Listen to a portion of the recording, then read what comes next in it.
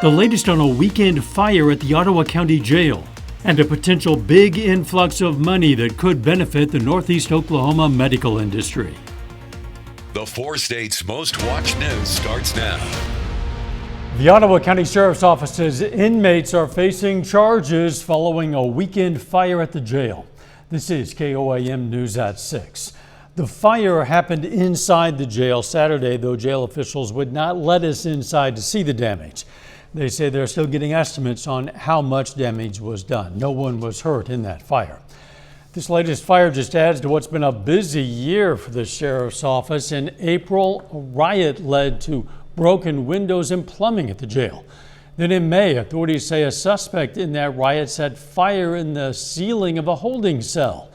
And in June, 2 Ottawa County jailers were arrested on charges that they snuck contraband into the jail for an inmate.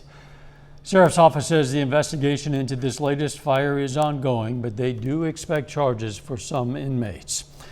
The Oklahoma Highway Patrol says a 43-year-old man died in a head-on crash on US 69A near Quapaw.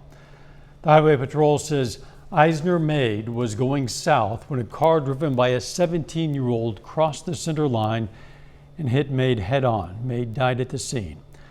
The 17-year-old was taken to the hospital where he was admitted in critical condition. Nick Kelly joins us now with a first look at the weather. Nick. I do, Dow, and we are looking at least okay from Joplin's perspective on this Monday evening at the top of the 6 o'clock hour, but these clouds to the north, we're actually looking back into some of the storm clouds because of the cell on top of Lamar, indicating that we do have still some scattered thunderstorms out there. None of them too strong, but strong enough to produce some moderate to heavy pockets of rain and a little bit of lightning too. Thankfully, these storms overall are behaving, and they will be around to at least start the evening out, but indicating that rain chances won't stick around for much of this week, which is a good thing because some of us could use a little bit of rain. And it's also helping with temperatures. It's dropped temperatures to 77 in Carthage, while we compare that to 86 in Commerce. For those of you that haven't seen rain, but you're feeling the humidity, still feels like the upper 80s to near 90, but we are going to see these numbers drop as we go throughout the course of the evening. 74 by 10, down to 69 by midnight, but rain chances for most of the week, Dow. We'll see if that can keep the heat away here in a bit. Catch you then. Nursing shortages are an ongoing problem for the 4 states, but one Ottawa County Commissioner wants the county to team up with an area college to help fix that. KOAM's Bronte Sorotsky has how a proposed donation to NEO's nursing program could bring more nurses not only to Ottawa County, but to the entire region. Nursing shortages have been ongoing in the 4 states for a while now. Joplin's definitely unique. It's a market where, especially in the med-surg areas, you really are dependent on new nurse graduates being part of your hiring pipelines. Which is why Ottawa County Commissioner Stephen Chastain made a motion at Monday's Commissioner meeting to allocate $1 million of pandemic relief funds to NEO's nursing program.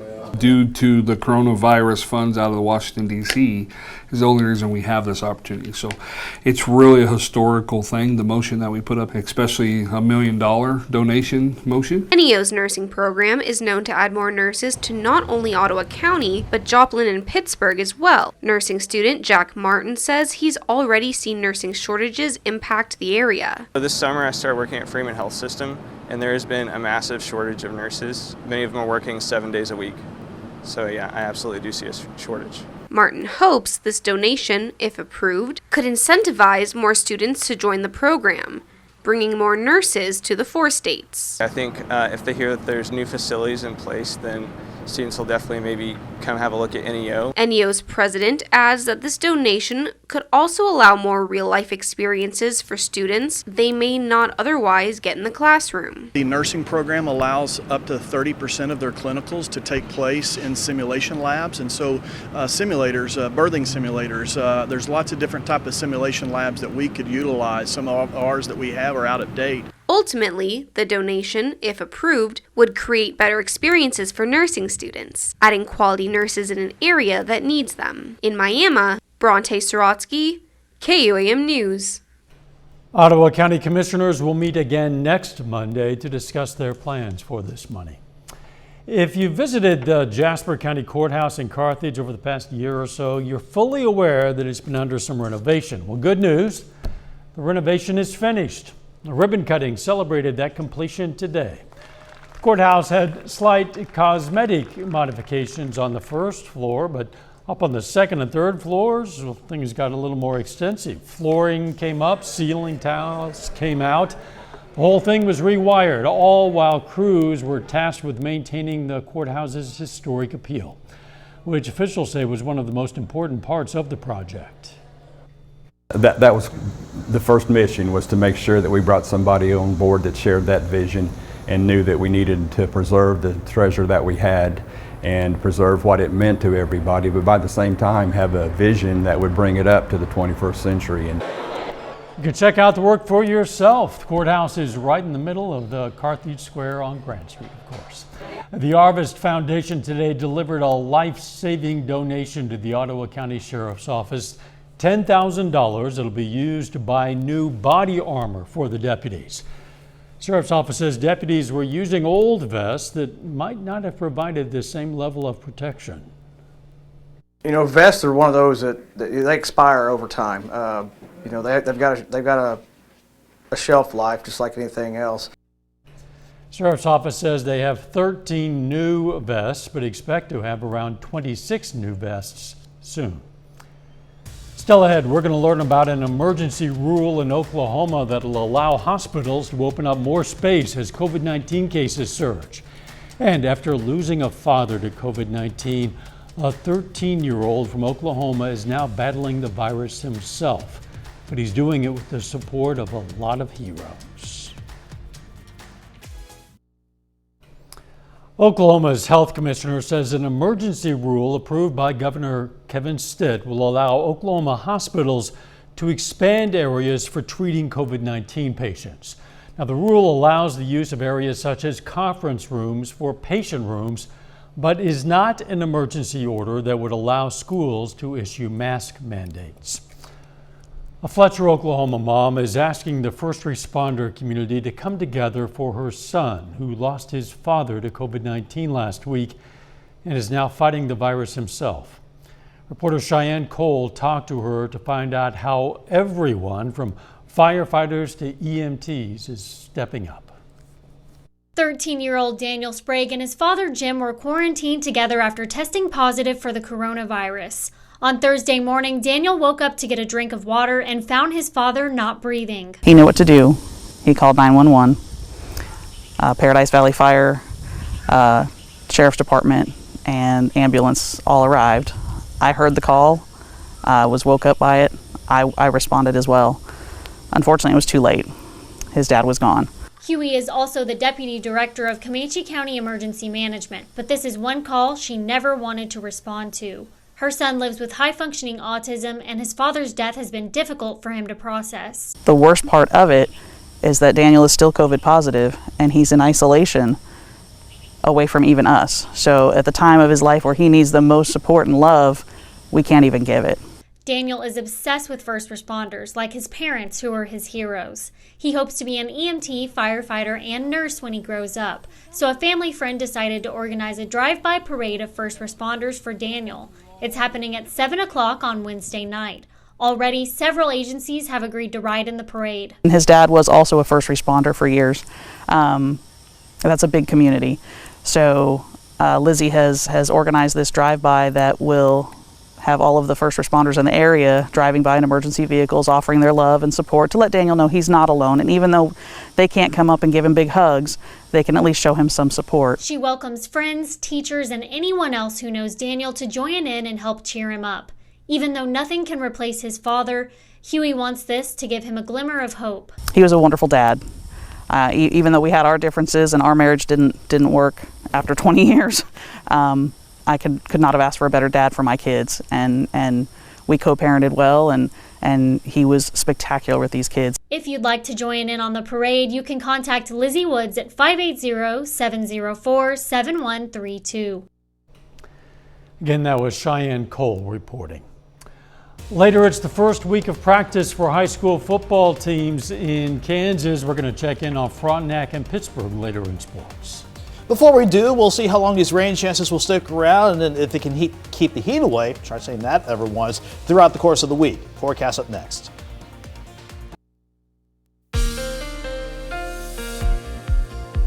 Even though we had to deal with some scattered storms today, it kept temperatures away from the 90s. Still, couldn't argue the fact that it felt like quite a warm day, but the numbers don't lie. At least Joplin Regional's numbers kept us away from the 90-degree heat yesterday with our highs around 88, 89 degrees.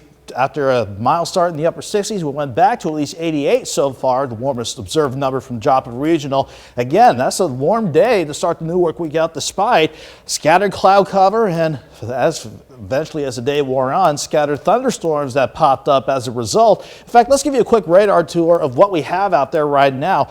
Many of you are staying dry, but for some, you are getting some good downpours across a few parts of the area. For example, we've got a couple good cells around Coffeyville, around Edna, Kansas, and southern parts of Labette County. We pan to the north to see a good cell producing a good downpour north of Girard, right on top of Farlington and Highway 7 on the Kansas side. A couple little guys around Grand Lake and Wyandotte that we'll continue to watch, but I do want to bring our attention to Lamar because even though this thunderstorm doesn't look impressive, we're actually seeing some of that cloud cover from the northern horizon, that 7th and range line in Joplin. Otherwise, Joplin, it's a nice sky to look at least while we stay dry. 82 degrees, southeast wind at 8. Feels like 84 though with the dew point sitting at 67 degrees. Where you're seeing the clouds and the thunderstorms, you're actually seeing temperatures in the upper 70s right now. Everybody else trying to drop back into the mid 80s. If you aren't seeing the rain but you're feeling some of that humidity, it's trying to make it feel like the upper 80s to near 90 at the top of the 6 o'clock hour. But eventually we will see these numbers drop off throughout the course of the night. Eventually lows dropping back to 69.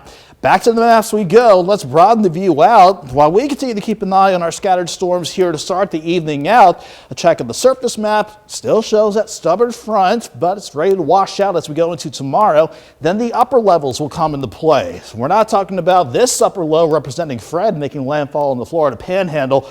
It's one that's starting to develop almost on top of the region in this dip in the jet stream. While this keeps us in the 80s for much of this week, and certainly for the next few days, also wants to keep some rain chances in the forecast. So while it looks as though the future track wants these rain chances to dissipate by 10 or 11 o'clock tonight, I honestly wouldn't be surprised if we had a couple more scattered showers and a couple of storms by the time the morning drop-in here Tuesday gets underway. Otherwise, we'll drop back into the upper 60s, maybe a little break in the action around lunchtime, then we'll see some more scattered storms tomorrow afternoon. But like today, the storms tomorrow shouldn't be a big issue to deal with. 69 in the morning, 83 by noon, highs topping out right around 88 degrees.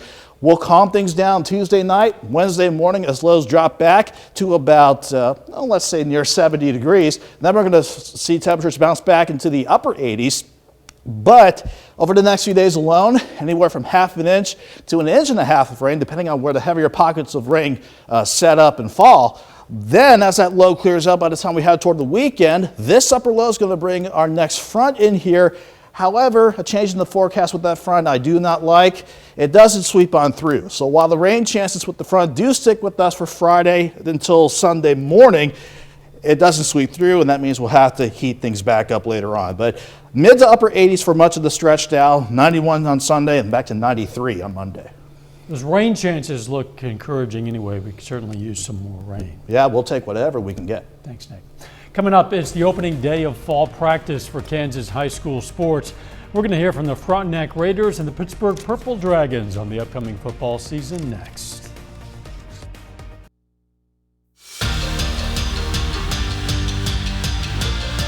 Today is the opening day of fall practice for Kansas high school sports. The Pittsburgh Purple Dragons hit the field for their first football practice this afternoon with less than 3 weeks until their season opener.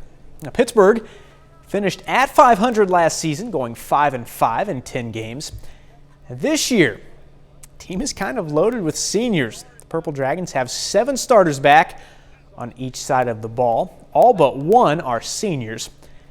Now, that experience and their run game are what Pittsburgh will be leaning on this fall. It's fun watching the older kids start coaching the younger kids. First day of practice, and the older running backs are always showing the young ones, this is what you do on this, and that's fun to see. The kids are understanding it, and it means more to a freshman when a senior's telling him what to do than when a coach is. So it's cool to see how they've matured and taken on that leadership role. Pittsburgh opens the season on September 3rd on the road against Labette County. The Frontenac Raiders also on the field this afternoon for their first practice. Like Pittsburgh, the Raiders have some experience back at key spots including senior quarterback Colin McCartney and big-time players on the defensive line, seniors Landon Dean, Cruz Blair, and Lane Franklin. Now, Dean and Blair were both first-team All-State selections last season. That defensive line will once again be a bright spot for Frontenac. Now, no doubt, there are high expectations for the Raiders this season. They don't have to wait very long to play in a big one. And the Raiders host Columbus in Week 1, a team that beat them by 19 last season, on their way to an undefeated regular season. Oh, it's huge. It shows day one practice is important. These first 3 weeks, we got to get in the best shape possible. We got to install as much as we can, get ready for Columbus. We know they're going to be tremendous. They got some great players, great coaches. They gave us the loss last year to start the season, so we're excited to get that opportunity back. We know we're going to get everybody's best shot, so we just go out every game. No, it's not going to be like a given game, so just go out there, play our best. Finally, the KOAM Pigskin Preview is now available. We've changed some things up a little bit, making this year our first fully digital publication. Here's our landing page at koamnewsnow.com/pigskin. Now, when you're here, you'll see logos for all of our teams in the preview from Missouri, Kansas, Oklahoma, and then our junior colleges and universities. Now, if you click on a team page, you'll see all of the content you would normally see in our magazine, 2020 reviews, returning players, schedules, and 2021 outlooks. And my favorite part of each page at the bottom, whenever we shoot highlights from your team this year, those highlights will be on this page so you can check back in throughout the year to keep up with your favorite local team. That's a look at sports. We're back with more news after this.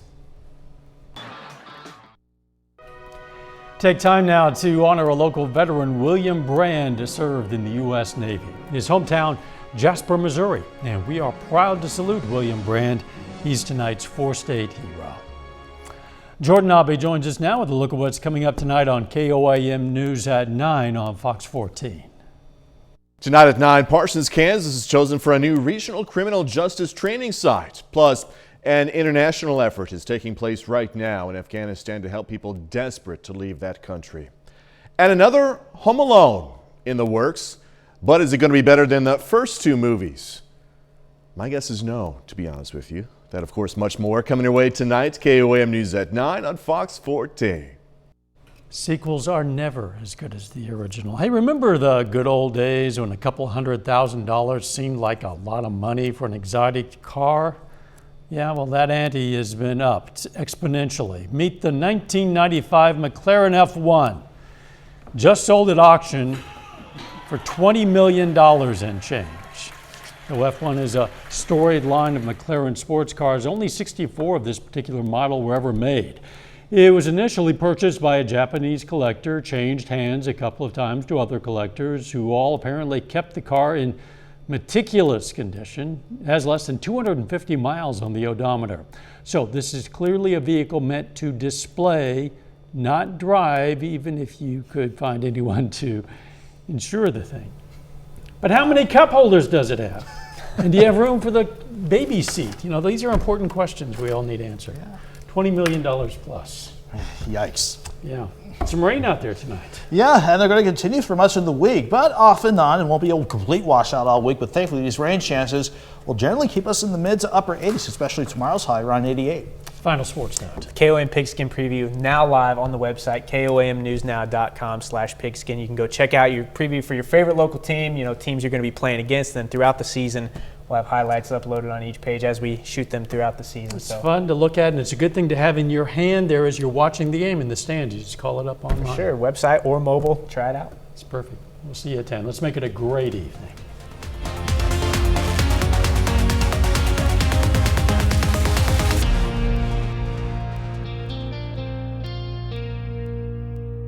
Salon service is provided by